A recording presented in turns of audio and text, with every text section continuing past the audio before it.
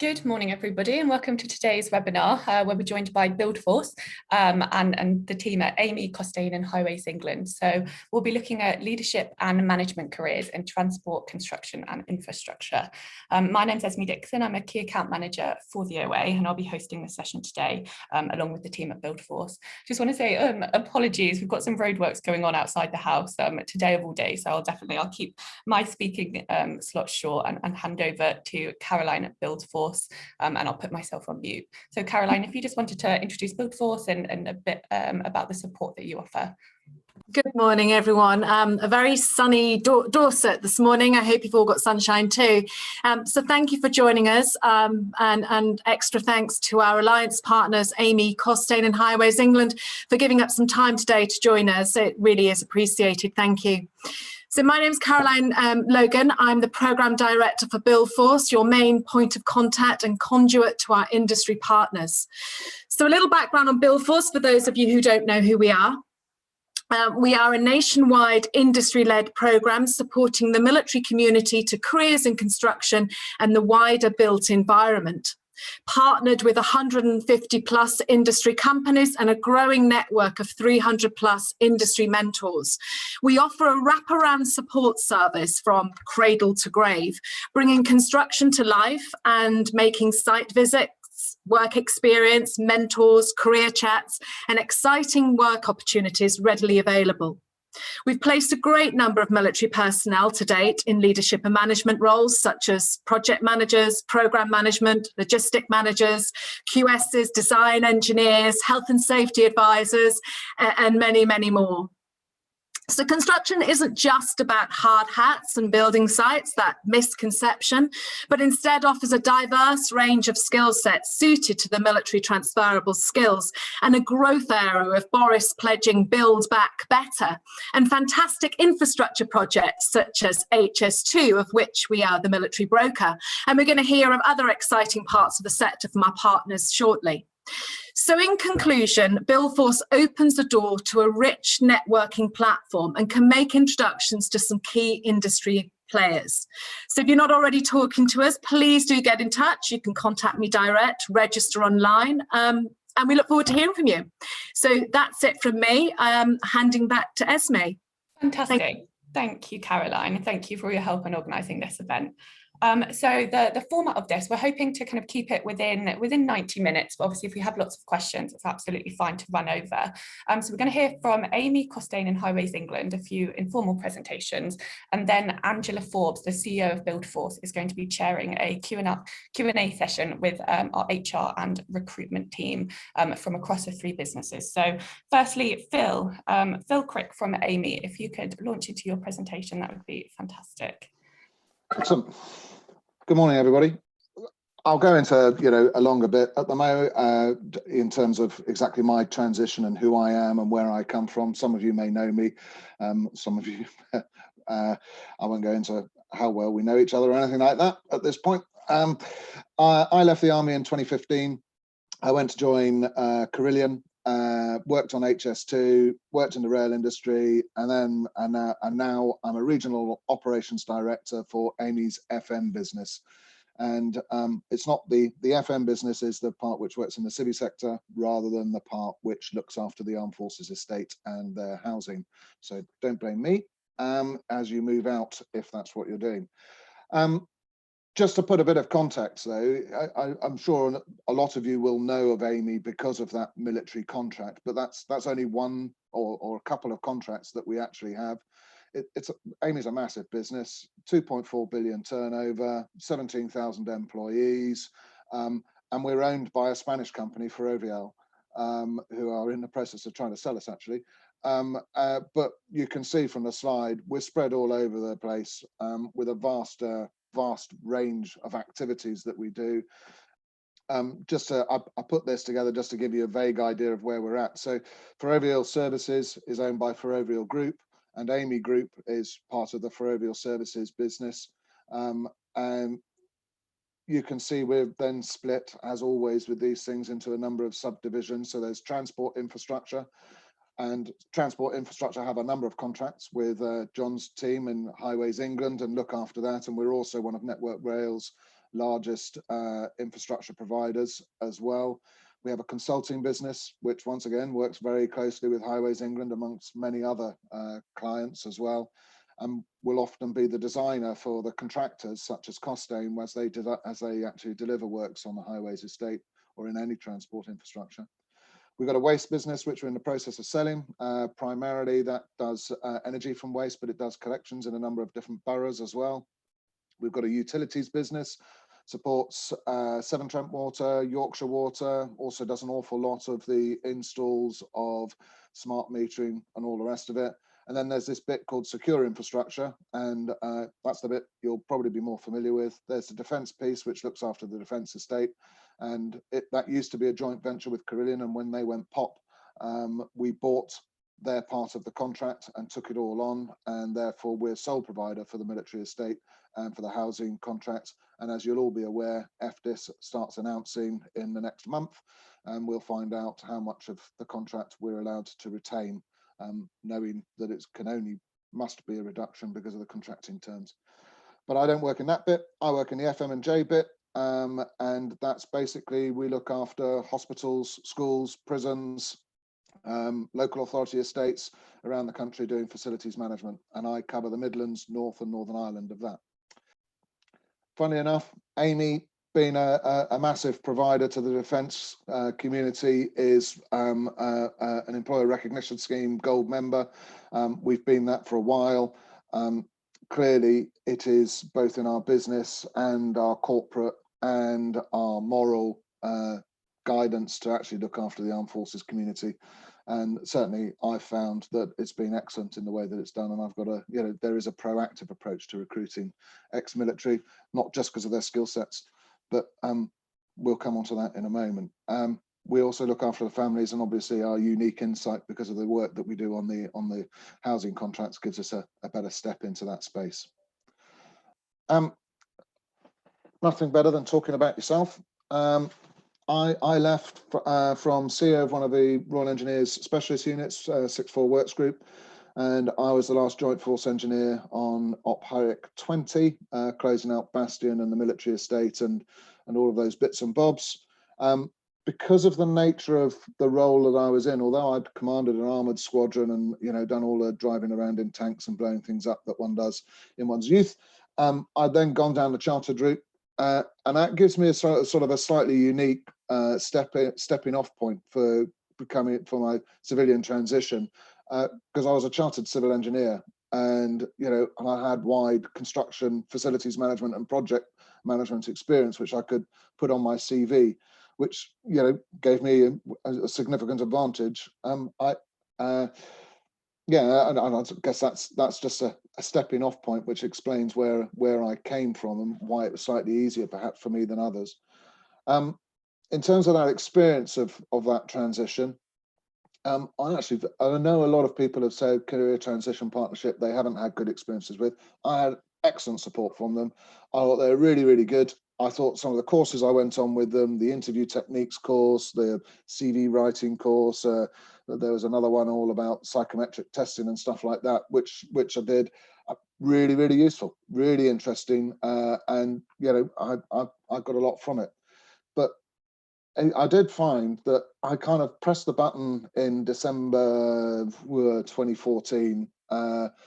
Last day of work was around about May 2015, I seem to remember, and I don't think I planned it particularly.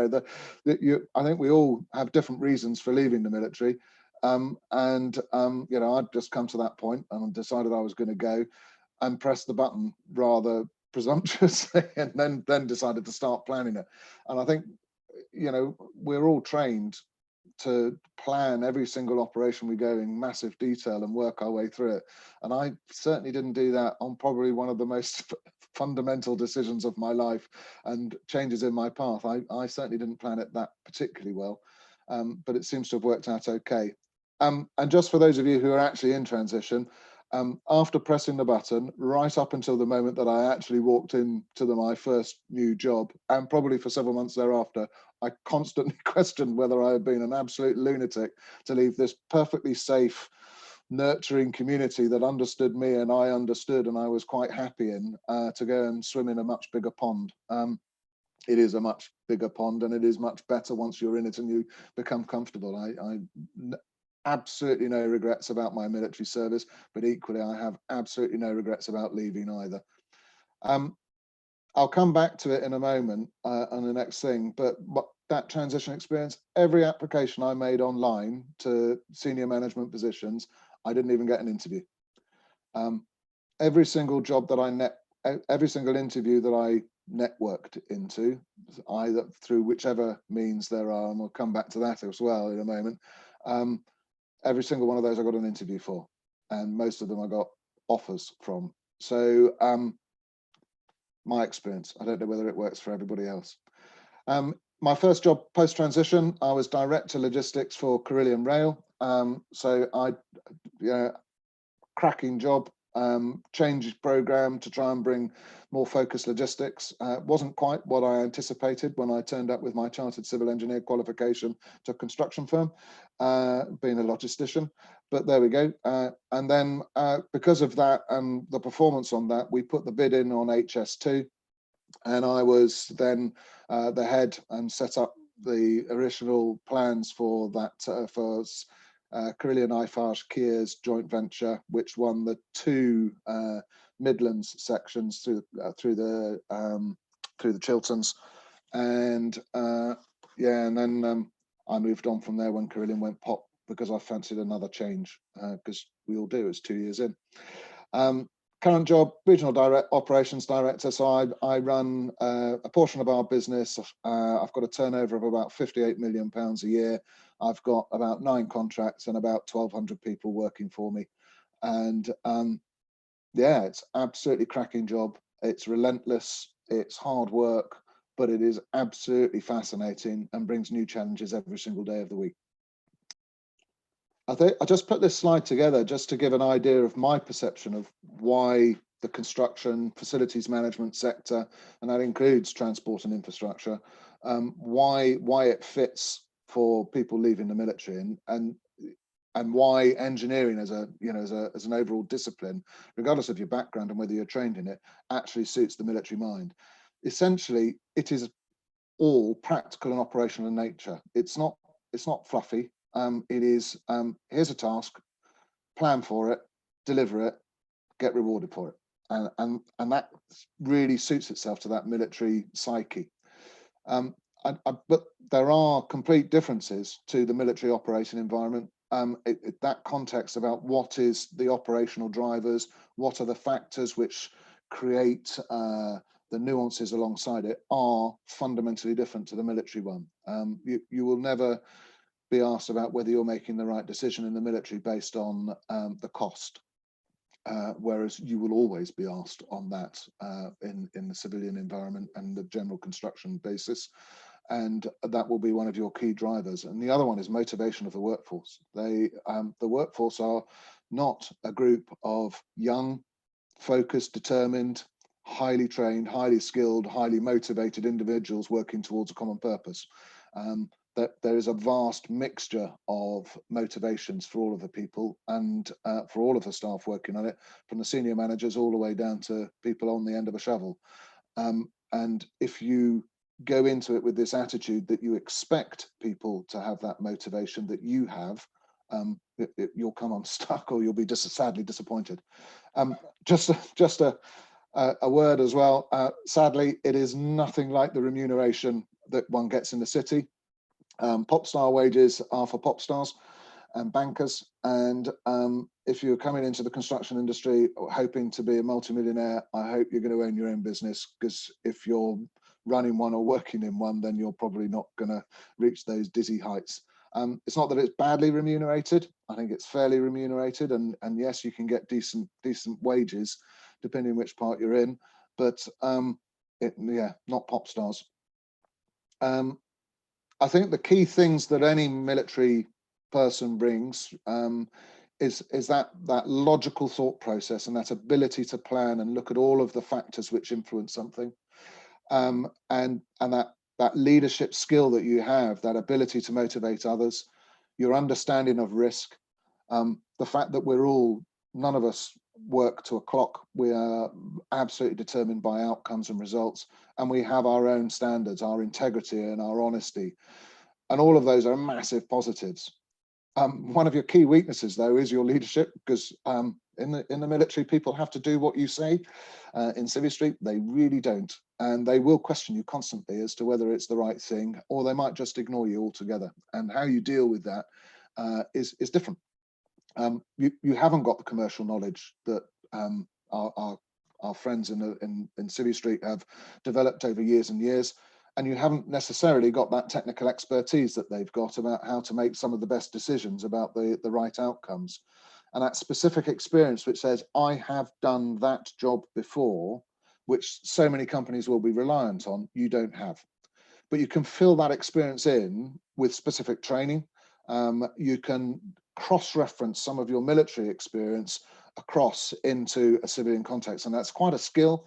And you're reaching out to your network of people who've already transitioned, of Buildforce, of Officers Association, to try and relate, right, I did this job in plans in PJHQ or whatever it was, or or I did this job in risk management in main building, and being able to translate what does that mean and what are the skill sets which are drawn out of that. That's really important, because they do cover some of those gaps, and you have to be able to understand, to translate that, what the different skills are, which means you have to have experience of both.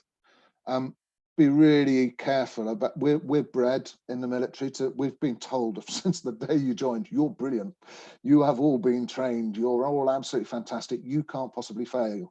And funnily enough, we don't want any officer to go into a combat situation and think that they might fail all the time, because that's probably not breeding the right sort of attitude that we want them to have. But that overconfidence can come across as arrogance, and particularly when you take it out of that military environment. So be wary of that. And the fact that you have reached the dizzy heights of whatever it is, whether you're an air commodore or a lieutenant, whatever you've got to, just because you were good at the job you were in the military doesn't mean that you're necessarily going to be an ideal fit or brilliant at an equivalent job or some other equivalent job in Civvy Street. And please don't make that classic thing of, I run a £1.1 billion equipment budget, because we know that you didn't. But just caveat that with beware of underselling yourself. You're hugely nervous because it's a new environment to operate in. It's a new place to work in. You don't understand all of the terminology. You're not quite as confident, perhaps, in this new environment that you're going into. Don't undersell yourself. Nobody in Civvy Street will get the level of training, the level of experience, and be exposed to the conditions that you have been exposed to. So you are good. It's just caveating where that experience and that excellence lies. Simple slide, and then I think I'm pretty much going to draw it to a close, because this is the one that everybody wants to know. How did you get your first job? Choose a sector that fits. I was absolutely determined. I wasn't going to go into engineering because I knew that there weren't massive wages in it, and I wasn't going to go and do anything else like that, because I wanted to make lots and lots of money. And then I wrote my CV and I showed it to some people and said, so you're going into the engineering industry, obviously, because you've got a CV full of engineering experience. Okay, right, got it. Consider the route that you're going to go in, whether you're going to go down the self-employed route, much harder with IR35 now to set yourself up as a limited company and reinvest all of your wages in things that really aren't anything to do with your job to avoid the tax man. Harder to do, but still possible. Consider that route, whether you're going to go to an agency and get your name on an agency list to land a first job so that you can actually, get some experience to bolster up your CV, or whether you're going to try and get directly employed straight off. Network and chat to people and find out, right, which course do you reckon I can use all of this money that the army is going to give me to leave? I can use it to get the best, to fill in those gaps, those experience gaps. Whether it's going up to Manchester Business School and learning about strategic leadership, or whether it's going and doing an IOSH or an EBOSH course or whatever it is, have a look at it. I might say this more than once: network, network, network. LinkedIn, Buildforce, Officers Association, Vets, which is the Barclays scheme, recruiting events, ex-military friends who've already left, anybody that you possibly can, make a contact with them. A friend who'd left the military, he came up with really wise words. Every single conversation you have is networking. Every single conversation you have is a job interview. You just might not realize it at the time. So whoever you meet and whoever you discuss things with, whether it's in a pub, hey, do you remember that? Whether it's in a pub or whether it's at an event or whether it's online or whether it's a specific networking event, you leave an impression with that person.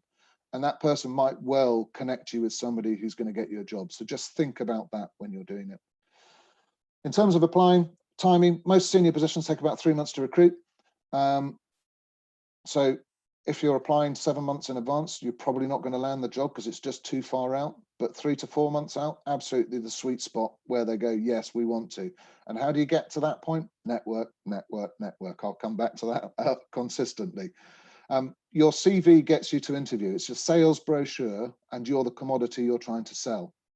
If it's not a good CV, you're not going to get an interview. It's just as simple as that.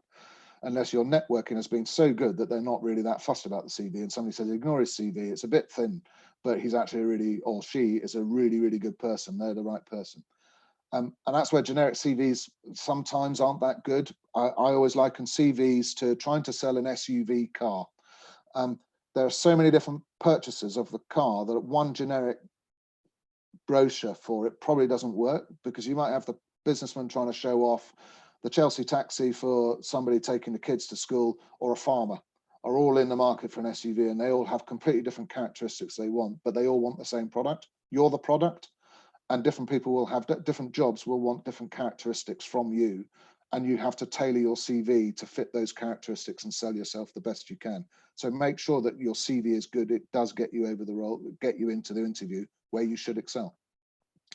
Be realistic about your role and package. Just be aware that actually the military does pay quite well. And when you put the package all together with the housing, with the mess, the gym, the medical, it's actually not a bad package at all. So just be, don't go in and suddenly think that 6-figure salaries are you because you're a major in the cavalry. Real and relevant experience to actually get a specific job. It has to be pertinent. And be flexible, seize opportunities. When I left, I thought I was going into a civil engineering contracting type job, and I ended up as a logistics and rail.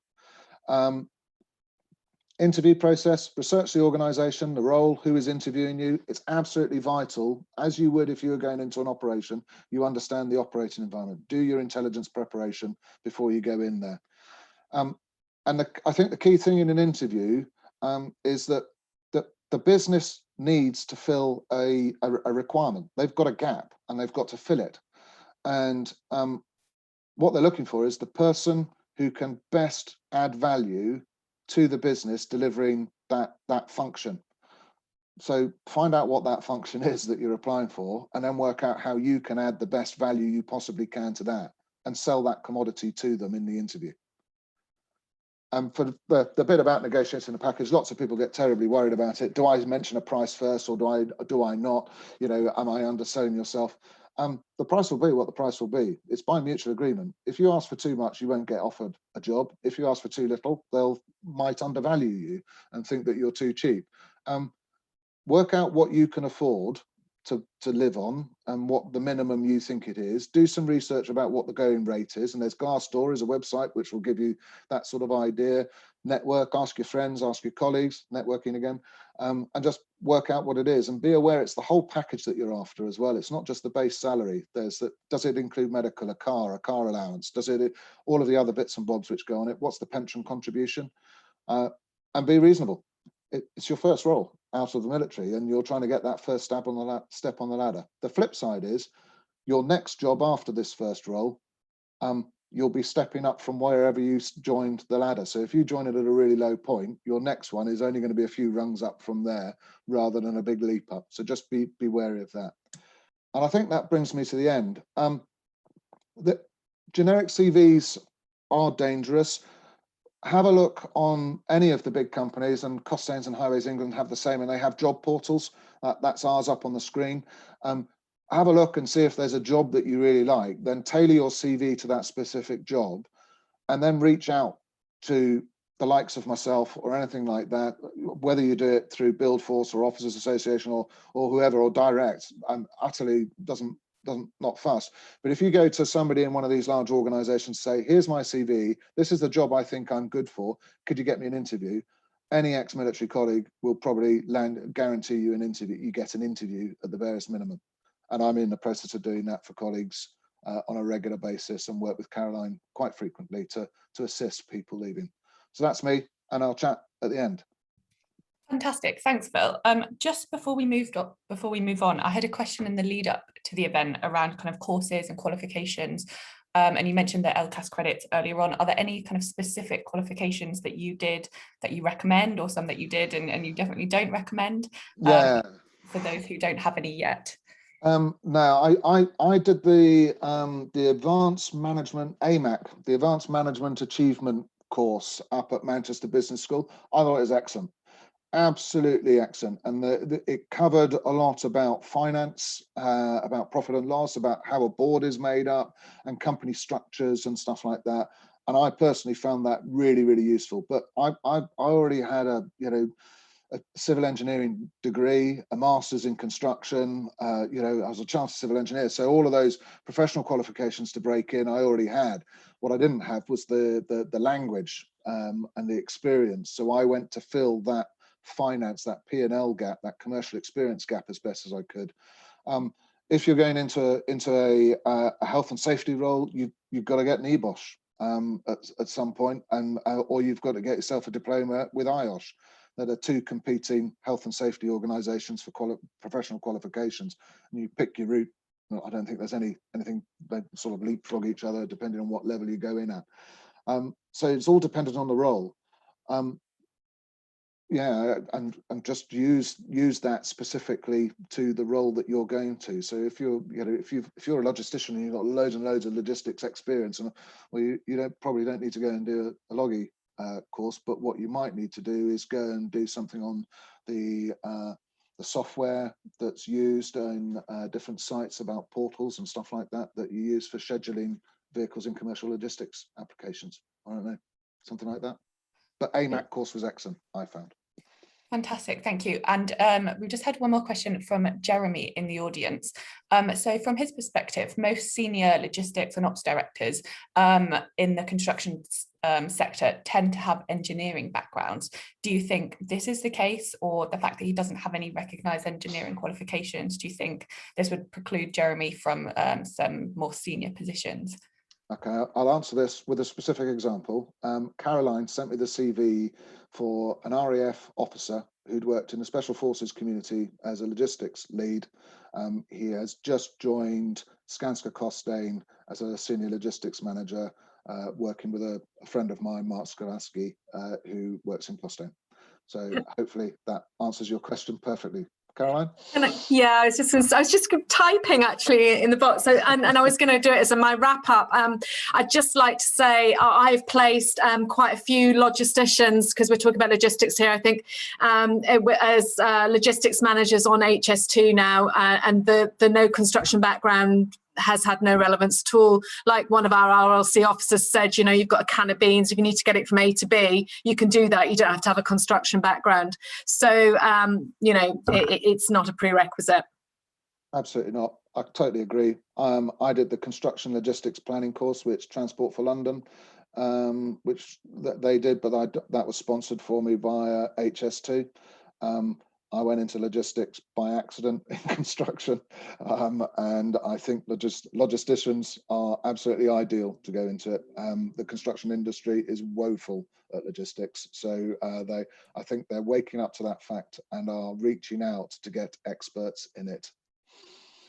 Excellent, thank you both. And thanks, Jeremy, for your question as well. Just so everyone else in the audience is aware, there's a Q&A or the chat function at the bottom of your screen. Please do continue to submit your reflections, your questions, your concerns throughout the event. I can either facilitate them with the speakers, or we can save them to the Q&A panel, save them for the Q&A panel at the end, but please do keep them coming. So thank you, Phil. Next up, I'm going to hand over to Gary Jackson from Costain. Thank you very much. Good morning, everybody, and pleasure to be talking to you this morning. Thanks very much to the OA and to Caroline at Buildforce for inviting us. Many of the messages I'm going to talk about here echo what Phil said already. I'm going to cover a bit up front about what Costain is and does. In my journey bit, I'm going to sort of depart a bit from that, and hopefully what I'm going to give you is a bit more of a sense of the variability about a career path as into construction, and some of the ups and downs of it as well. But finishing off with what we're actually looking for currently in Costain, and give you some clues in terms of what you might want to do next. So what is Costain? In the same sector as Amey, but doing something different. A lot of businesses have different models. Not everybody does exactly the same thing in construction. So our fundamental purpose is about improving people's lives.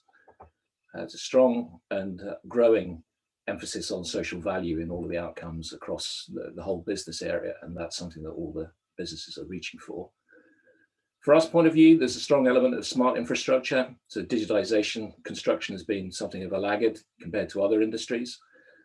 Inhabiting the physical world as we do, that was always probably going to be the case, but the industry is investing a lot and being encouraged to invest ever heavier in this, and clients certainly are demanding it, and one of them will follow on from me, John Kerner, and one of our most important clients.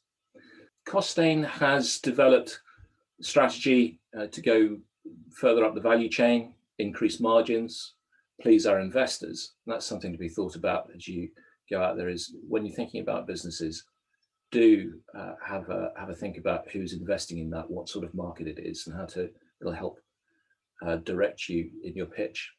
So the bottom of the diagram on the right shows the classic area that Costain inhabited for years in its historical business of complex program delivery. But we've added to that over the last 5 years, part of this strategy, increasing on the left-hand side work in consultancy, and on the right-hand side, growing on our sort of the need to sweat assets, improve their performance around asset optimization. Much of that is digitally driven, and we also have a service line that's directed towards specific digital products and services. For example, for Highways England, we manufacture, deploy, maintain the equipment and networks that support a lot of the smart infrastructures network. In rail, we do the same for new systems to manage level crossings and unattended, lots of technology integration. So we are effectively a systems integrator as well. And we operate in those markets: energy, water, transport, and defence. Not at the scale of Amey, but a significant construction business in the UK. Costain's been around for 155 years, started up in Liverpool by Richard Costain. It's evolved through a straightforward building company into what we have today, which is a smart infrastructure provider, those 5 service lines I've mentioned, and an increasing emphasis in the heavier and more complex end of the construction market. So I would say we're almost defined by some of the things that we don't do. So unlike Amey, we don't do facilities management. We don't do what we would regard as commodity building work. We do things like Crossrail, HS2, nuclear power stations, and so on. So that sort of sets us in the market. On the bottom right, interestingly, we've become a top 20 management consultancy in the last couple of years, according to the FT, as we entered that market. And looking at our revenue growth, the forward pipeline of secured work is about £4.3 billion at the moment. If you are an asset owner in the UK, maybe abroad as well, but you've got a sizable UK business, you are committed to non-discretionary spend over a very long period of time and it's quite likely that you are regulated by a government regulator, then chances are you are a Costain client already. And if you're not, you really ought to be. So this is the sort of group of blue chip companies, utilities providers, major asset owners and infrastructure with whom we deal. And what are we? We are fundamentally a group of people. One of the really refreshing things about going out into the big wide world was just the amazing diversity. As Phil reflected, sometimes that diversity can offer you a bit of a challenge back. And I'd say that, that's as much to be relished as anything else. If you're looking for a different kind of stimulus, people don't necessarily jump when you say jump. You've got to learn a new mode of leadership and management. We have 5 employee networks. We've got the diverse group of people. One of those networks is the service and ex-military, and that's alive and kicking in our business.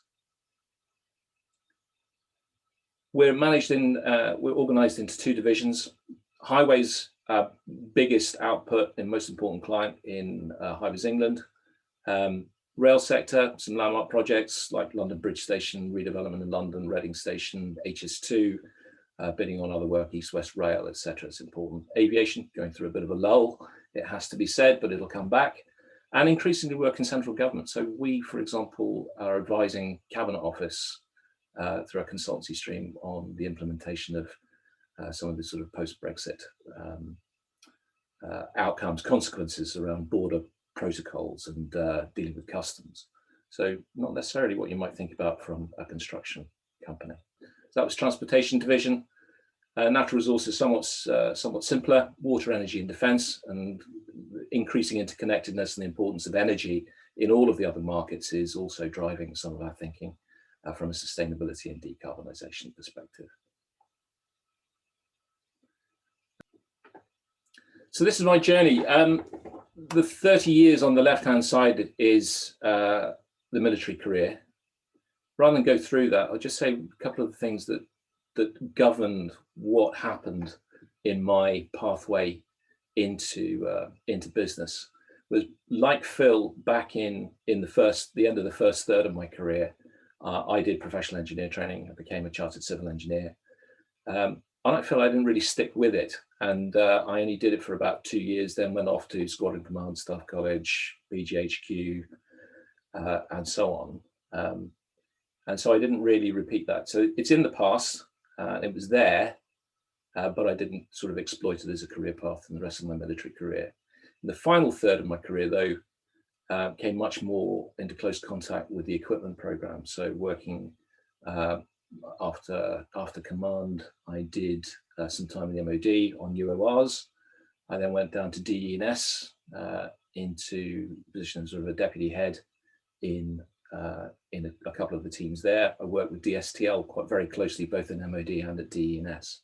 And that sort of defines some of my departure direction when I went out into the marketplace looking for work. So when I left in August 2015, and I'd identified an early stage of what I wanted to do was go into project and program management. Picked out quite an early stage of my career transition, having pressed the button at the end of January in 2015. By May, I'd secured my role and everything looked pretty dandy. I joined Reed Group at that stage, which was a program management consultancy, medium-sized company. But a bit later that year, Costain bought Reed Group. I sort of became aware of that on the run into the work with Reed Group. And what I did for that first few months after joining, actually on the first day that I started my first commission in National Grid, was the day that the Costain acquisition was announced. So I did about 3 months worth of work effectively as an interim on a program in National Grid, restoring some confidence to that. Then following a year doing what we got as proper civil engineering and a civil engineering context with the Tideway project, completely different end of the scale, wonderful project. I'll come on to that in a moment. And then a switch into consultancy. So your past catches up. Well, my past caught up with me really. And I was invited to go back into defense to do some consultancy work with BAE Systems in submarines. Submarines combat systems, not a likely area for somebody with a Royal Engineer hole digging bridging background to be in, but I did. And I'll just point out to one thing, I won't come back to it. The internal strategic leadership program I ended up getting onto. That, I think, reflecting on that, that was a brilliant networking opportunity. At the time, it sort of felt like jumping through hoops again in a sort of remake of a military command and staff course environment, but not as comprehensive and not as big and swept up. But it was a brilliant way of securing a network in the Costain business, and has stood me in fantastic stead ever since in terms of that internal networking. So if those things come up, don't ignore them when you transition into a new business. And then latterly, I started off running the defence business unit. I was offered that chance. I didn't even know we had much of a defence business prior to doing the BAE Systems work. But from then, I've helped grow that business, and it's now, as you saw in the preceding slide, a formal sector within the business. So a bit more personal thing, why a slightly odd slide to be showing. When I got that job with Reed Group, it was about May in 2015. And actually I was feeling pretty smug. I'd landed my job and everything was going great. And I went to this festival the following month with my daughter, as we do. And we just finished putting up our tents. And I got a phone call from the ops director of Reed Group. He said, "Hi Gary, I just wondering if we could have a quick word about the role. I've got HR in the room, and would you have time for a chat?" And something just triggered. Now HR, lovely people, working with them all the time, but something just told me that things weren't quite right, and it was sort of a bit of a pivotal moment. I decided that actually sitting in a field at Glastonbury wasn't the right time to have an HR discussion, and could we do this next week? But I did get immediately onto the guy who recruited me after that, had a discussion, what the hell's going on, left it to him, and by the following week he had managed to prevent me never starting the job that I'd secured only the month before. So one such things do career paths lead to. That's not a beware of everybody in HR, by the way. So that National Grid job, so just by way of some of the sort of experiences of doing it, so I dropped into an interim position in a hole. National Grid program lead had gone. Things were in something disarray, quite an important pilot program leading on to some quite significant things for National Grid, and a hole in their orbit for 3 or 4 months. So I stepped in, and what did I know about gas transmission asset data systems and that massive pipework sitting on this slide in front of you? Well, actually, not a whole lot. But to give you a bit of confidence, what came to the fore in that position was effectively just recognizing a fundamental organizational leadership and management problem of a bunch of people, expert in their own way, but needing to be properly organized, redirected, review of all the artifacts and documents, got into order, give people a bit of sense of confidence and calmness, and get them heading in the right direction. And that's hopefully the position that I left it in December when I handed it back. And anybody from a military background could do that. Then into what I've got, the Tideway project. Tideway, briefly, is basically a major infrastructure project to stick a 7.5 metre tunnel more or less along the centre line of the Thames up to the Olympic Park and down to the sewage treatment works in East London to remove 37 million cubic metres per year of raw sewage going into the Thames and effectively clean the Thames up. So a £4.2 billion overall programme. This bit in the east that Costain bid for with two French companies, was £650 million. The chap who I was given to this guy, he didn't have enough money in his estimate to deliver what the client needed around project controls, and I landed on him offering to do something about that. What did I know about project controls at the level that Crossrail had sort of bequeathed to Tideway? Not enough, actually, as it turned out. But what I did have was the ability to take a look at what had been given, the handful of staff in the project controls area, and worked out a way of increasing that by becoming a sort of virtual arrangement, sort of making about 25 people fundamentally responsible for helping me in project controls, and that's what was delivered. Again, another organizational management process kind of problem, which didn't really require much specific direct engineering understanding. So just go through these every couple of seconds, if you would. So this was the site as I found it back in 2016, and this is the sort of situation. What you're effectively doing on construction sites like this is creating factories.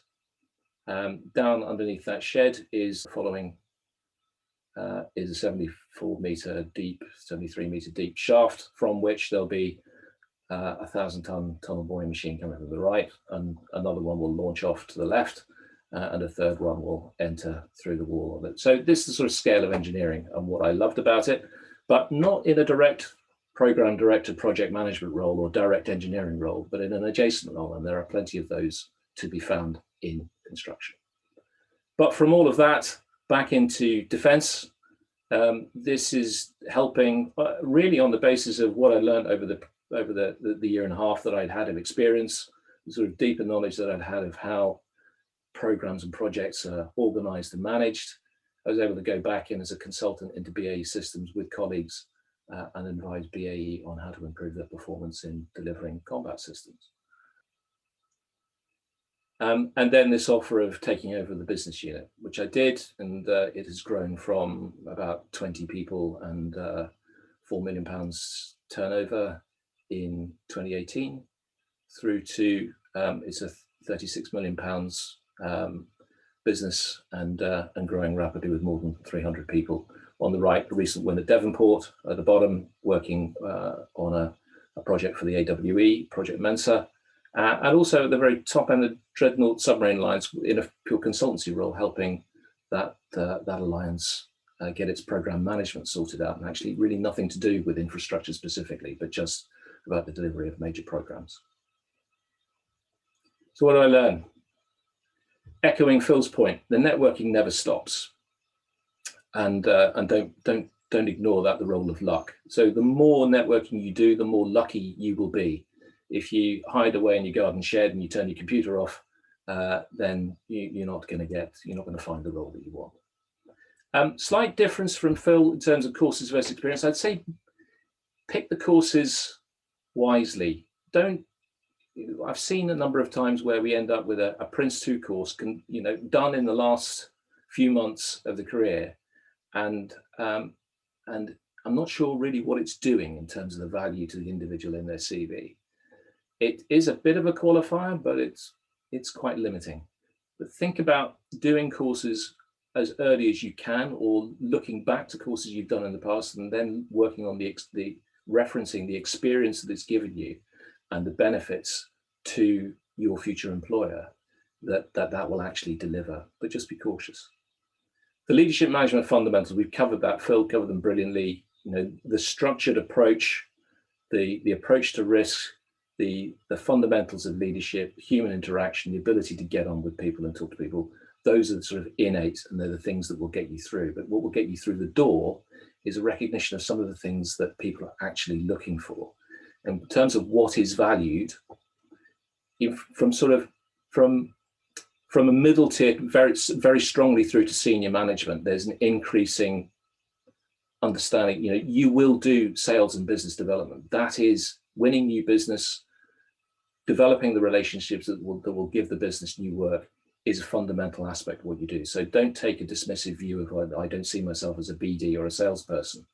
At some point in time, that is what you are, because that's what your leadership role demands. So whatever you can do about suggesting stakeholder management, engagement with people, understanding the challenges and turning that into something tangible, that is valued. Delivering efficiencies is valued. If you can put in some kind of economic money terms what you've delivered, and I'm accepting that is difficult, but if you've viewed a sort of capitation rate of £100,000 a person, if you've managed to make manpower efficiencies, then put it in pounds form and not just heads. So delivering efficiencies is valued. Closing deals. We tend to get, I see a lot of CVs where things start and they get underway, but it's not really until the interview or any analysis afterwards, well, how did it turn out? So make sure that closing deals is valued. People can do a lot of talk, you can expend a lot of air and money chasing work, but how did you close things? How did you finish things off is really important to understand. Managing risk, absolutely, and that cost consciousness comes through at every point. The last time I attended a meeting with more than 20 people in it was back in 2015, before I left the army, and that everybody understands what the cost of conducting business is, and the commercial stuff will develop. That sort of contractual knowledge can be developed over time, but cost consciousness is really key. So the opportunities that we have in the business, in our complex delivery and consultancy respective areas, we are always looking for program and project managers and directors. In a slightly more specialist sense, commissioning managers, maybe speaking to people with an electrical and mechanical engineering background. In a more general sense, the big projects have got a big emphasis on social value, in community engagement, of demonstrating outcomes in the communities and the populations in which they are. That speaks to the levelling up agenda. I think this is an area where there are going to be some really important opportunities for ex-military people in the future. And a couple of building information management, very narrow, a lot broader and more typically open to ex-military people in health and safety and environment. The consultancy, you can read the list. The last one on that list, reference what I said earlier on about courses. These are a couple of areas that are in demand in our business. This is the Infrastructure and Projects Authority runs Project Initiation Route Map Assessor and P3N3 Maturity Assessors. They're in demand in consultancy, not just in our business, but in others. Just to finish off, this is our career site. We'll be very happy to run other briefings on an ad hoc basis, but we do intend to have a follow-up to this, and just to capture others as well. On the 22nd of April, we'll put together a short briefing.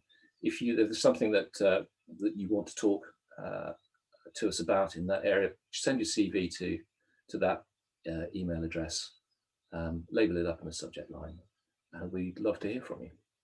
But it's not an open one. You'll need to ask to join that briefing. So thanks again. And that's fantastic. Thank you, Gary, and thanks again for spending the time with us today. Just one question before we move on. Obviously, you had a list of the types of roles that you see Costain hiring for. Are there kind of recruitment cycles? Are you constantly looking for new talent? Are you hiring at the moment, or do you add your CV to a talent database? How is best to access those opportunities? We are looking all the time, and Michaela Paust is on the call at the moment. I might, if Michaela wants to come on and answer that in detail. But we pipeline for key hires and try and bank in a limited way talent, but we're constantly on the lookout. I would echo Gary's words. We, in fact, this month and last month have hired more people than historically we've recruited in the last 12-15 months. So we are really busy, just much to Caroline's point about building Britain back. So yes, please do feel free to either join us on the 22nd of April or look at the current vacancies. We don't sort of run cycles outside of graduates and apprentices, if I'm completely honest, because it just doesn't work like that in our business. The right people we will find roles for as well, talent pooling and also very sort of dedicated, how can I put it, dedicated going round the business, making sure that we don't lose the people that we don't want to lose. I know Gary's experienced me ringing him on more than one occasion to say, have you looked at this CV? Have you looked at this CV? It's really good. So, and as Caroline also said, Buildforce can connect us further. So please do feel free to reach out. I'd say that's a really important element of it, of a busy HR, organisation promoting people in the business into areas where they can see, but using their experience, what might not be immediately obvious to the hiring manager. Excellent. Thank you, Gary and Michaela as well. Next up, we have John Kerner and Nick Medlicott, both from Highways England. So John, I will hand over to you. And Nick, I believe, is speaking shortly after. And Natalie Jones will be sitting on the Q&A panel after this presentation. Thanks, John. Thanks, Esme. So, conscious of time and conscious that we can probably get some value out of the Q&A session, I'm not going to repeat all the really valid points that Phil and Gary have brought out, but really just explain some of the differences that exist within the highways sector, and primarily Highways England as the client-side company for what is a substantially large sector, both in terms of opportunities, but also value. This slide gives just a few sweeteners on what we do in Highways England, but ultimately we design, build, maintain and operate the strategic road network of motorways and major A roads in England. We're a limited company. We work under licence from the Department of Transport. We have a shareholder, which happens to be the Secretary of State for Transport. But apart from that, everything else looks and feels very similar to a normal commercial business with delivery verticals and the horizontal business partner structure working across it. So just to sort of dispel a few myths about Highways England, it's not the Highways Agency. We're not part of the government. I said we're a limited company. The Highways Agency was effectively closed back in 2015, and the organisation was novated into Highways England as a limited company. And since then, it has changed beyond recognition. I've been in the company for 4 years now, and it's accelerating at pace. It's quite an interesting place to be. You also don't need to have to be an engineer to work here. I'm not an engineer. Nick's got quite an unusual background, but actually it's the combination of knowledge, skills, experience and personalities that are brought in to create that great team. We also don't have anything to do with highways in the devolved nations, so Wales, Scotland and Northern Ireland, and we have nothing to do with local road networks that are maintained by local council highway departments. So this is purely the strategic road network. Again, at Highways England, people used to identify it as a construction company, but actually it is, our strapline is connecting the country, and it's connecting the country through communities, it's connecting the economy, it's the levelling up build that Gary mentioned. But actually, you look at some of the figures on this slide, 95 billion miles travelled on the strategic road network every year. And that's facilitating a lot of journeys, and that's facilitating, just life in England, and there's a beautiful variety about it. A lot more passengers at the moment than the UK rail network. 34% of all traffic, 68% of all freight traffic, a lot of freight usage on the strategic road network. And something that you won't hear in the news at the moment, that since the company formed in 2015, we've driven down the number of road casualties on the strategic road network by almost 20%. So big numbers, big scale. And we're a publicly funded company, so we're funded in 5-year periods. And over the current 5-year roads period, that's £27 billion worth of funding. And that's not just for Highways England. That actually represents a spend into the highway sector of about £4 or £5 million per year. So it's a big business. Gary talked about commerciality, understanding the cash flow through businesses, what value looks like. We have the same conversations and actually work very closely with our supply chain, including Amey and Costain, to deliver, not just to deliver road schemes, but actually maintain and operate the network for now and make sure that it's fit for the future. And I'm really interested in the future. I'm not a civil engineer. I know very, very little about putting layers of hardcore on top of layers of tarmac on top of layers of concrete and building roads. I know an awful lot about the connectivity of transport infrastructure, and I'm really interested in the focus on future journeys. So looking into the future, you know, those demand infrastructure and vehicle pillars that you can see on the slide, it's increasingly less about building stuff. It's more about connecting more of what we already have, and really looking into you know, mobility as a service, interconnected journeys, making sure that you know, people are traveling as freely, as efficiently across the country as they're able to do. And actually the highway sector just being part of that, connecting with other modes of transport, whether it be sea, air and rail. And Gary and Phil have touched on this, but in terms of what people from the armed forces bring into the highway sector, we are very focused on our three imperatives: safety, customer and delivery. Actually, most people from the armed forces really get safety, but they just get it in a slightly different language. Delivery is the same, whether it's operational delivery, whether it's more strategic planning, whether it is working within you know, a more technology-centric area. The highway sector is as broad as it is deep. Customers, you know, in defence, we might engage people who are customers and stakeholders, but we might just not label them as such. Well, in the highway sector, you know, connecting the country, that's about connecting customer journeys. It's about people. And so hopefully you can start to see that across the safety, delivery and customer imperatives, they're all sweet spots for the vocational transfer of military knowledge, skills, experience and behaviours. So there's some interesting mix of opportunities available.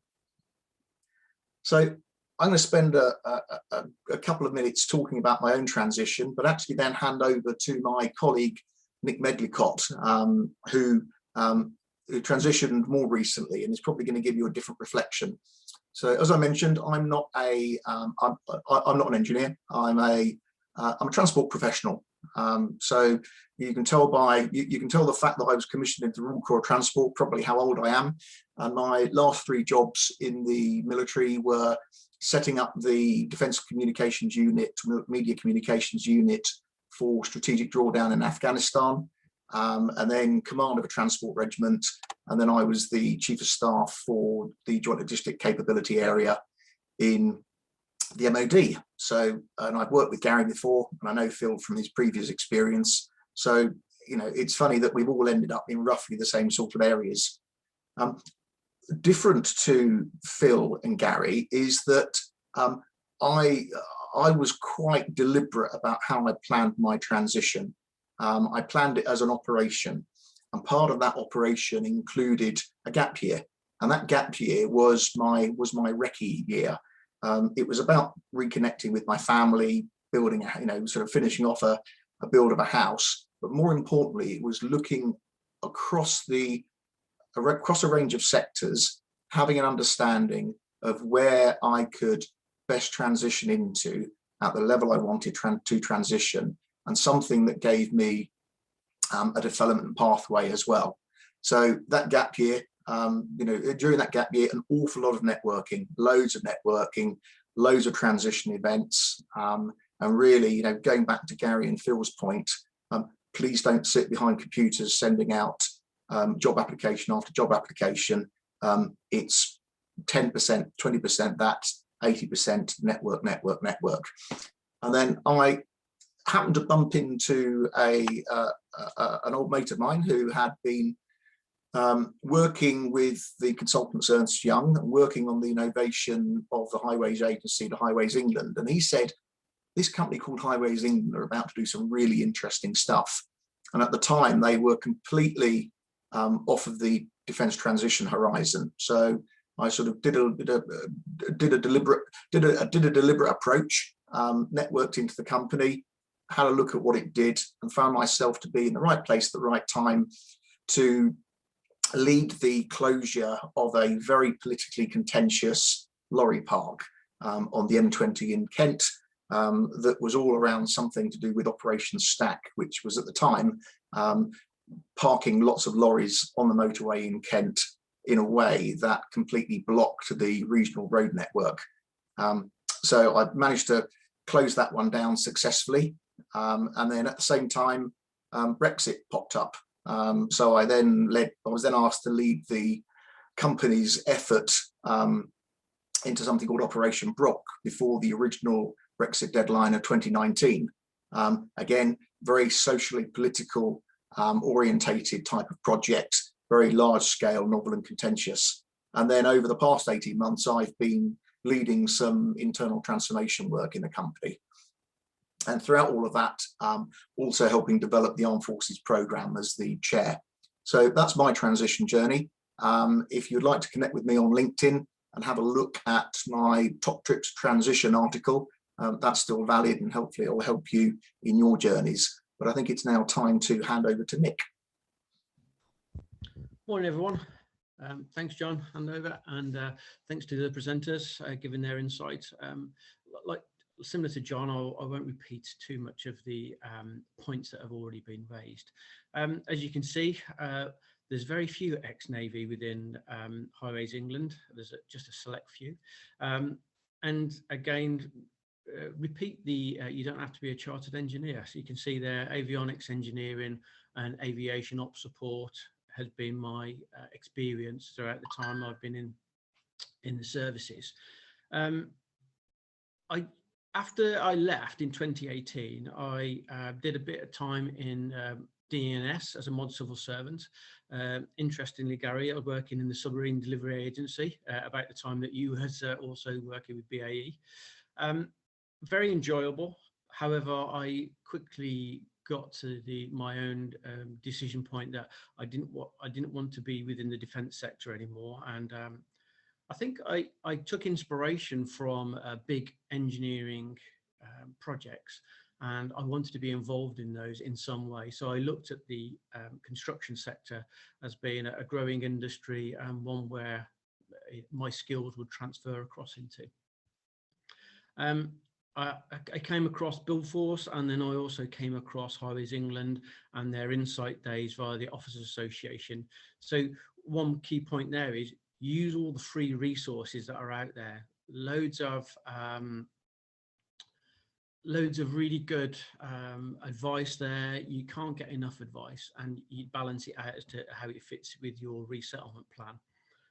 But that coming together of Buildforce, OA and Highways England led me to the point where I met John at the Insight Day, and then he very much helped me tailor my CV. And one of the key points was the imperatives that John pointed out was, and then interweaving those into your CV to demonstrate that, yes, as a serviceman, I've delivered far diverse and different service and deliverables within that time, but I also could map them across to delivering in a customer focused and safety environment. As you can imagine, Fleet Air Arm and aviation, its safety reputation is pretty strong, and that's certainly something I relied on within my CV to get that point across. So working for Highways England, I'll keep it down on a more personal level. So if it gives you interest into that employment sector, I'm leading on roadside technology. I deal with Costain and Amey and Kia, all the tier ones, of developing new contracts of the way we maintain our roadside technology. So that's cameras, the electronic signs, the detectors that are within the roads, and the new stock vehicle to radar detectors that are being rolled out across the country. They're multi-million-pound contracts. I've never done contract management before in my life, but I just demonstrated that I was adaptable. I could learn new skills, and I could also work independently and deliver to the deadlines. And my CV had to map across some of the big change projects I'd worked on within the Navy, and highlighted where I'd done some changes, and like Gary mentioned, try and put some economic values on those, as not just I saved X amount of days or so many people. The good thing with Highways England, I found, certainly the interview process, as soon as my backside hit the seat, the interviewer said, "Nick, we know you know nothing about roads." So that put me at ease straight away. And I was then able to talk about my experience and how I could fill gaps that they had. And being an avionics engineer and roadside technology, they could see that straight away that I had some kind of skills that would help with the delivery of these contract changes. And it certainly, as John has intimated, Highways Agency was a very civil engineer heavy business, where now roadside technology and also connected roads and journeys is being more bringing into the focus. So therefore they wanted a more diverse set. They just didn't want just tarmac layers. They wanted electronics engineers and also other people that could assist with those change programs. I find I get far more independence within Highways England in my military career. I have my delivery deadlines, I have my contract allocations, and I have my support contracts as well, that consultants that help me develop the contract changes that I'm putting together. So very rarely do I talk to my program manager about these. As long as I'm hitting my targets, decision making and planning is down to me to deliver those.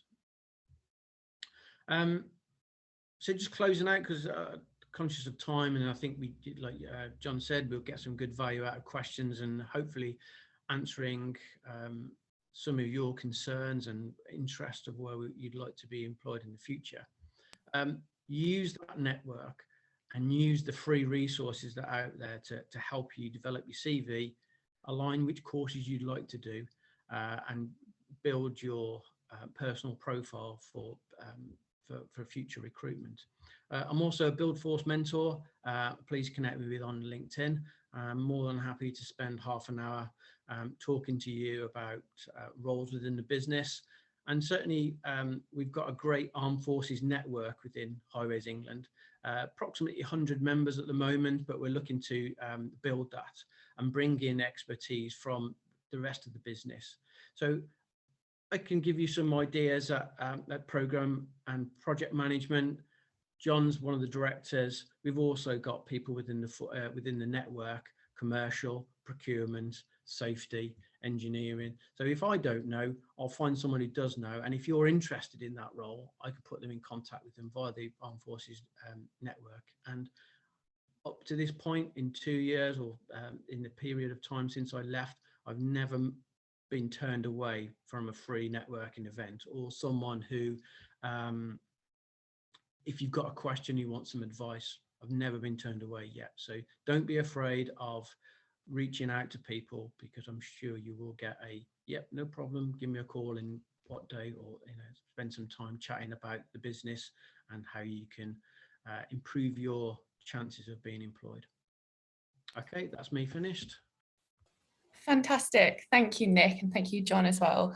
Great insights from you both. So I am going to hand over to Angela now. So Angela Forbes is the CEO of Buildforce and is joined by Natalie from Highways England, Michaela from Costain, and Ashley and Stephanie from Amey, who will take your questions. So please do submit your questions in the Q&A or the chat function, or if you like, you can raise your hand and we can take you off mute one at a time so you can directly talk to our panelists.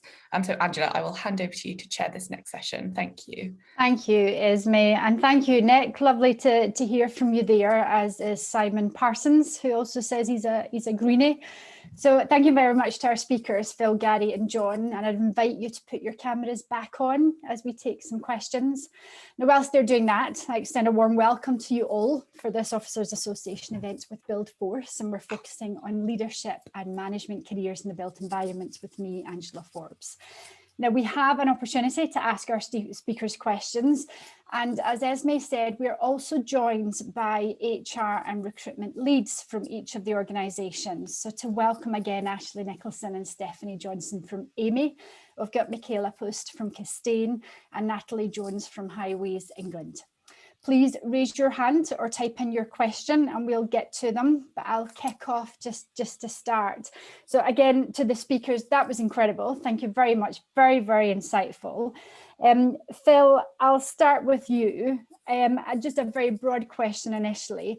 What are the most challenging elements to your role? And equally, what are the most rewarding?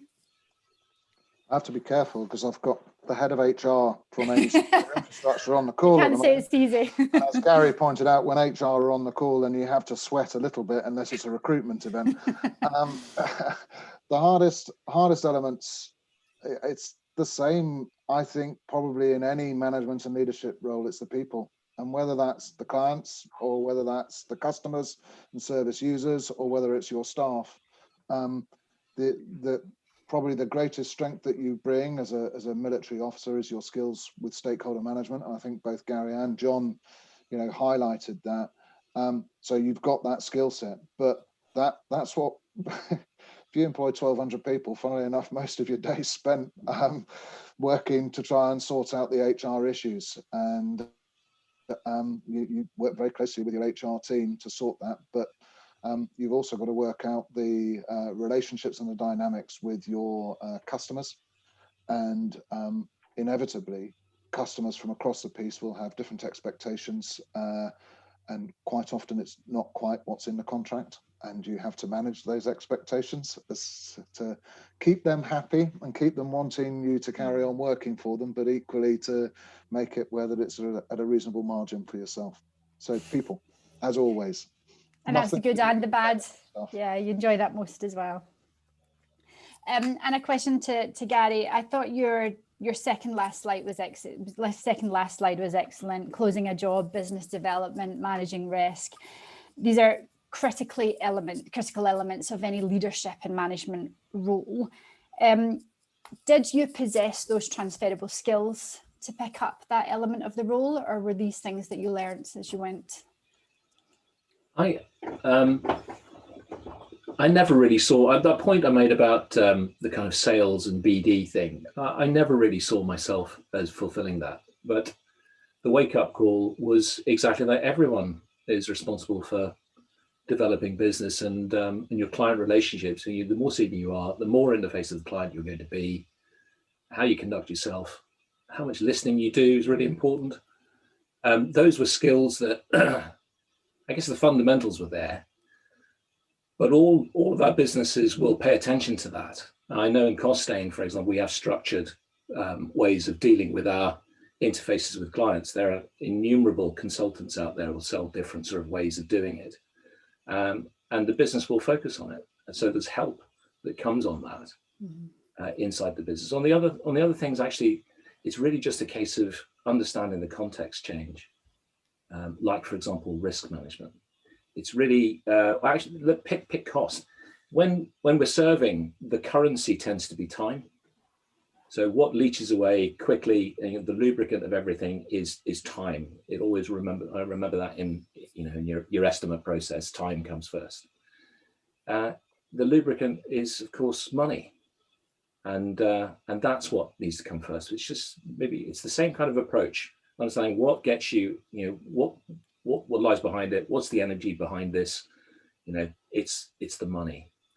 But all it is a switch of focus from what you had been looking at before, and is really relating that in your new world. And one that you're enjoying. It showed from your presentation that you seem to be enjoying it. Don't ask me the things I don't enjoy about it. Oh, we've all got them, Gary. And John, you're on one of the largest projects in the UK, if not Europe. It's a phenomenal project, Highways England. Do you feel that you get that variety within the role? Somebody had mentioned, I think Phil mentioned, every 2 years there's a change. That's very much part of the military life. Do you feel as if it's still challenging and there's variety within it? Well, I've had that change every couple of years. So I'm on my third role in the company at the moment. My job title has remained the same, but actually I've worked across different parts of the business. I've worked politically right the way down to very tactically, and actually it's a journey that I've not just been able to add value through, but also being able to take some learning from. Okay, no, that's perfect. And if I could ask Ashley Nicholson and Stephanie, so your HR and recruitment team from Amey, to also join us. Phil, I don't know if you experienced this. When you're going through the interview process, is there another ex-military employee within an organisation present in the interview, or does HR tend to run this with just the line manager? What does that process look like within Amey? I think that if there's an ex-military person in the interview room, that's by chance rather than by design. You're being interviewed for a role, and the hiring manager will be the lead, and HR will be there to, you know, provide another perspective to it. It might be if you are going into, I mean, Amey Secure Infrastructure, we have a part of our business is defence based, so they're more likely to be an ex-military person around just because of the nature of the workforce, but not by design, unless Steph or Ashley are going to tell me I'm wrong, but certainly not in my part of the business. I have connected a number of people to work in our part of the business from ex-military, and I've never been involved in the interview process. Okay, yeah. And yeah, sorry, Michaela. Yeah, I agree. It's same as Phil. It's if the hiring manager is ex-military, then they will be on the panel, but it's not designed that ex-military will be on the interview panel. Okay, but the candidates are faring well. They're able to get through that process on their own merit. Yeah. Yeah, yeah. And a question for Natalie Jones, with John and Nick. What does the ex-military contingent look like within Highways England? Does it exist at every level? Is it just a new community to Highways England?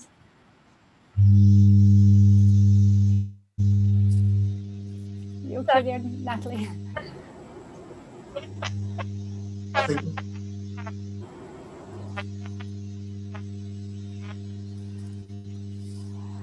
I don't know if anybody else is having technical problems with Natalie.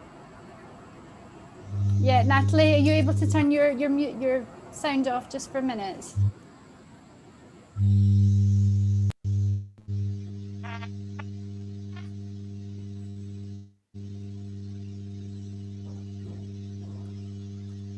Sorry, I'm trying to turn it off at my end, but it's not letting me.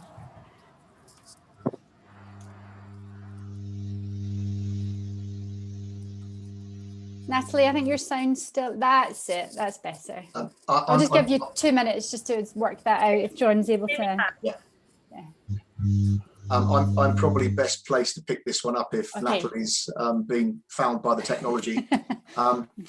We have our Armed Forces network spans from our executive director level all the way down to the newest members of our traffic officer service, so our uniformed service who patrol the network.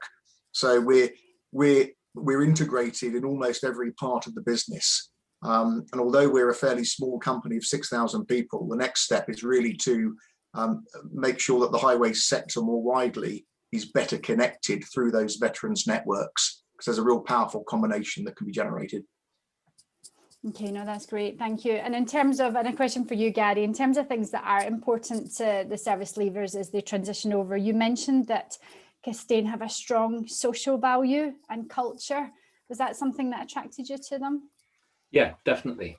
So the industry is full of sort of horror stories about, you know, particular companies X and Y that are that may be, you know, adopting a slightly more harsh or rigorous view. I mean, Costain's known in the industry. I'm just pressing Costain there here, naked promotion of Costain, but it is a really strong culture. It's known for its the relationship, the focus on that with clients. And I know that they would probably push back and say we were also correspondingly expensive, but we dispute that too, never knowingly undersold.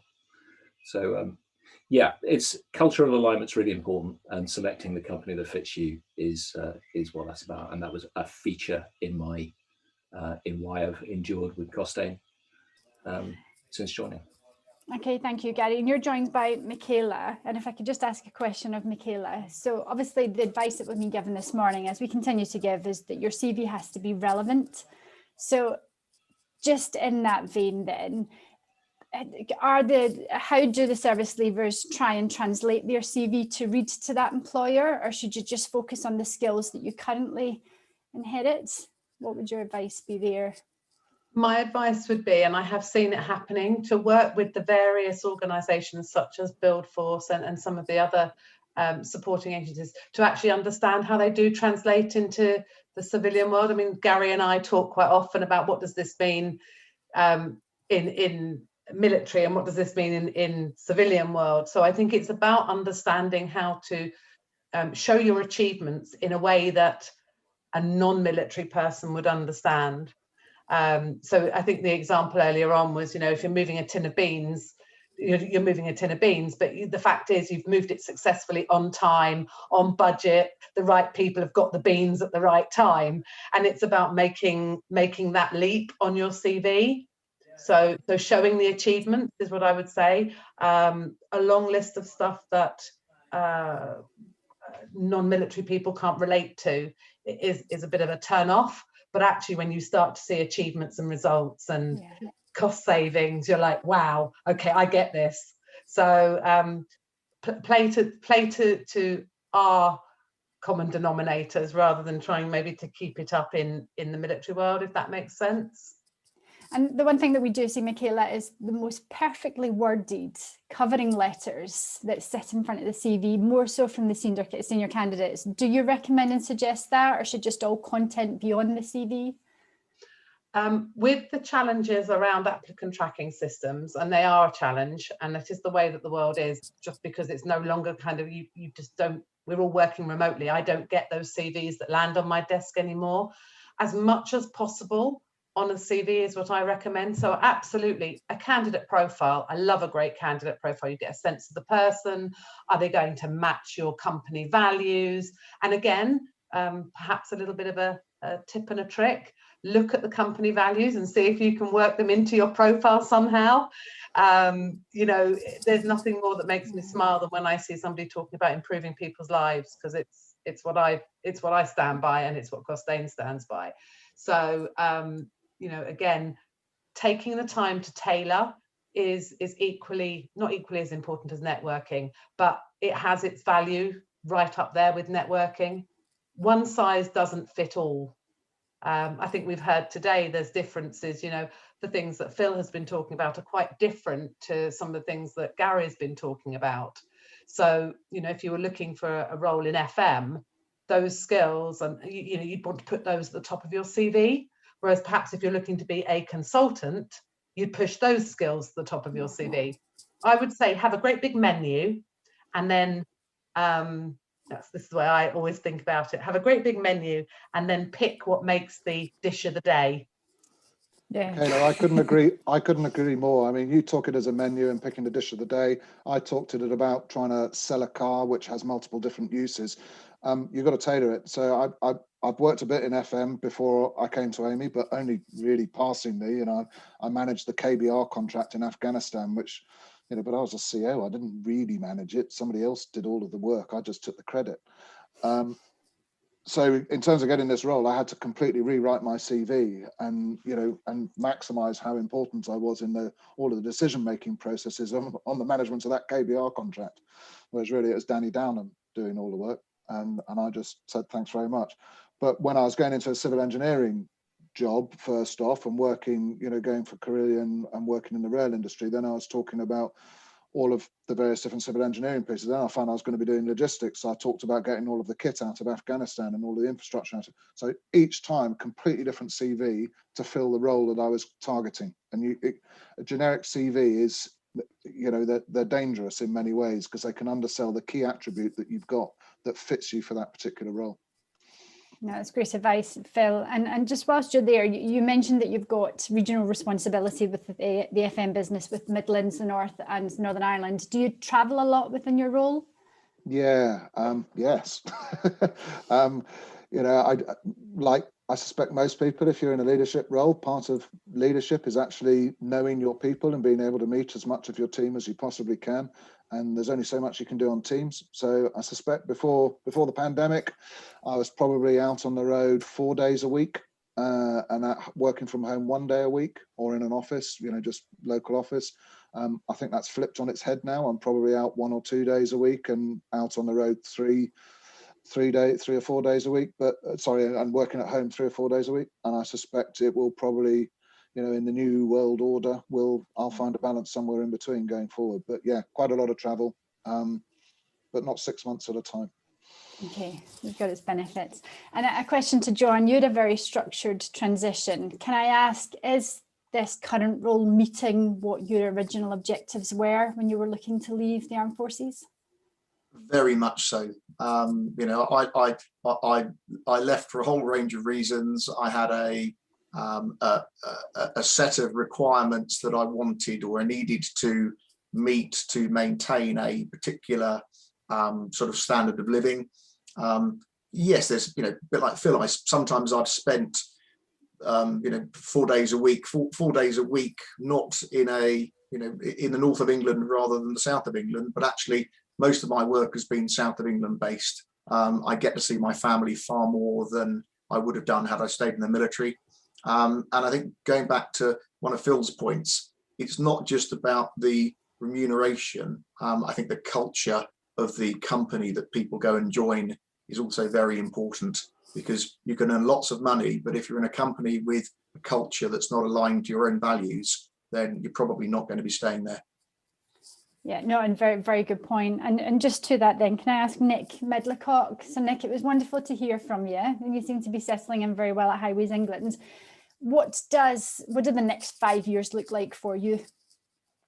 I think I spent the last 2 years getting some contextual understanding of the business and contract management and being a professional client. And I'm missing the people management. I have no line management responsibility whatsoever. And I keep telling my director I used to look after up to 60 odd people as a partner. Be careful what you wish for, Nick. Sorry. So I am looking for promotion.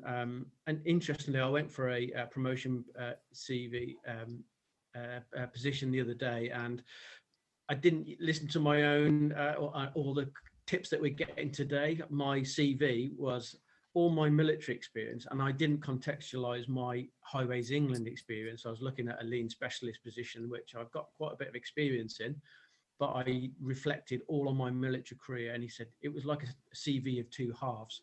So never stop reviewing and updating your CV, because I missed out on getting to interviews.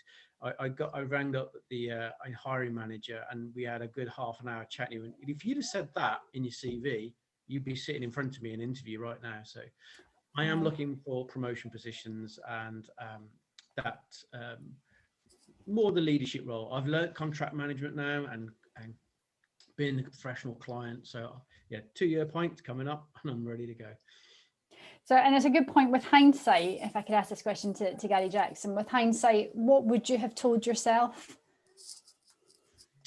Oh, Gary's had to drop off. Oh, sorry, Phil, if you're able to answer that.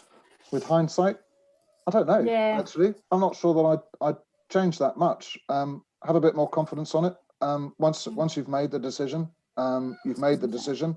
So just make the best of it that you possibly can. And you're good enough, and something good will come of it. It might not be on the first job. It might take you a year or 2 years to really settle down into your new career, but it will come, and talent will out, and you will float to the top, because actually you've been trained well. You've got some really valid, strong experiences and skill sets, and ultimately that will allow you to reach your potential, as long as you take the advice and network with other people to get yourself into the position to exploit those opportunities. So I wouldn't turn around and say change anything particularly, apart from have a bit more confidence in the decision that you've made. And I just echo what Nick said about the CV. You've just got to absolutely drive on the CV and make sure it's tailored to the right people, rather than just sitting on one generic one that you then hope will get you the job. It won't.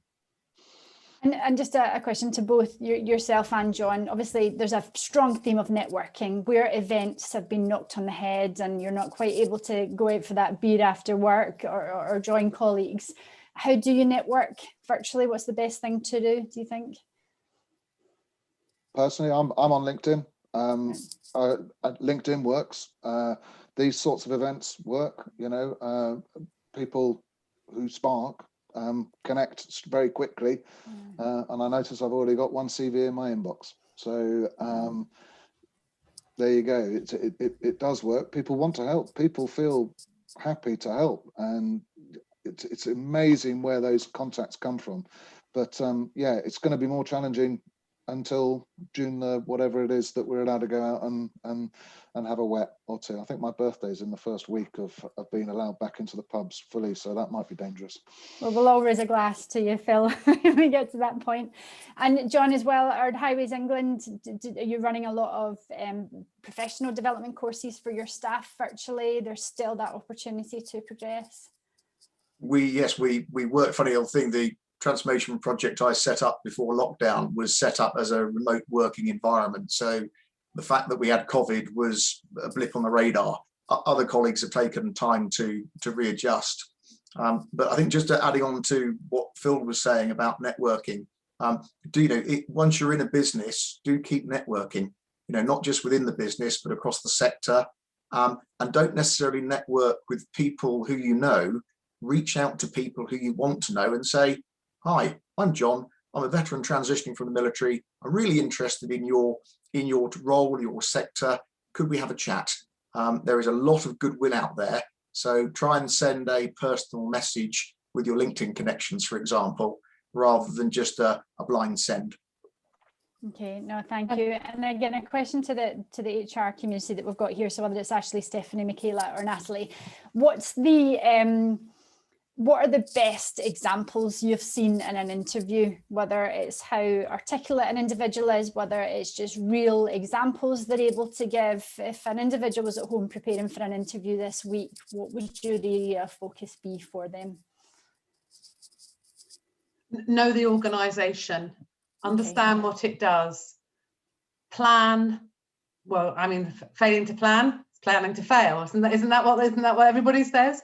But really get to know what we're all about. Don't tell me that we're 155 years old and that sort of thing. But really, that's easy. You can get that from the internet. But find something out about one of the projects. Go show me that you are as passionate as I am about the organisation, and maybe even have something that I don't know about it. That's where people say to me, oh, on HS2 you're doing this amount of rail track, or you're doing these tunnels have never been done before, or you're bringing in 3 tunnelling machines, something that makes me think, my goodness, you really want this. And I've seen that a couple of times in interviews, and it just makes people stand out in your mind. The fact that they've taken that time, the trouble, the effort. You've got to make yourself memorable, and I think that's a really easy way of doing it. No, very, very good points. And again, to Ashley, Stephanie or Natalie, any advice you would give in that space?